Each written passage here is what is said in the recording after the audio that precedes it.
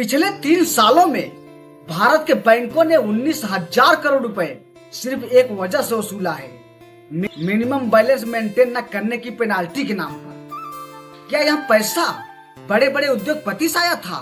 क्या यह पैसा उन लोगों से आया जिन्होंने बैंकों से हजारों करोड़ का लोन लिया और वापस नहीं किया? इसका जवाब है नहीं।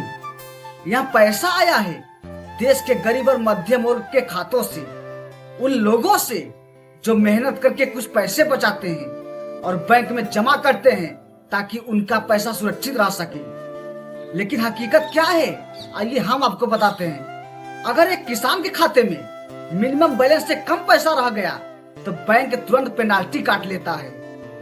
अगर एक पेंशन लेने वाला बुजुर्ग अपनी दवा के लिए पैसे निकाल ले तो उनके खाते में बैलेंस कम हो जाता है और बैंक पेनाल्टी लगा देता है।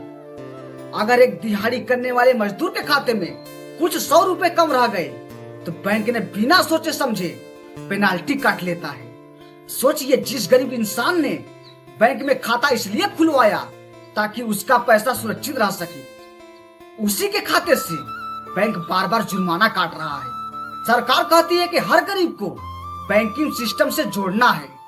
जनधन योजना जैसे अभियान चलाए गए ताकि हर व्यक्ति का बैंक खाता हो।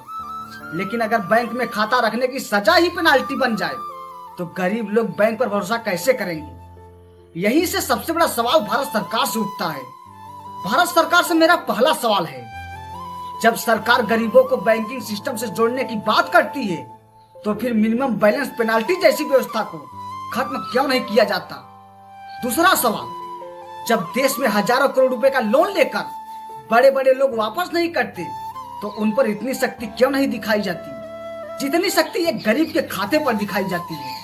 तीसरा सवाल, क्या सरकार को नहीं लगता कि गरीबों के छोटे छोटे खातों से पेनाल्टी वसूलना एक तरह से उनकी गरीबी पर टैक्स लगाने जैसा है?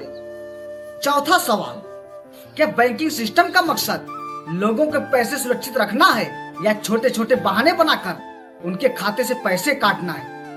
दोस्तों, अगर सच में फाइनेंशियल इंक्लूजन यानी आर्थिक समानता लानी है तो सबसे पहले छोटे छोटे खातों को सुरक्षित करना होगा।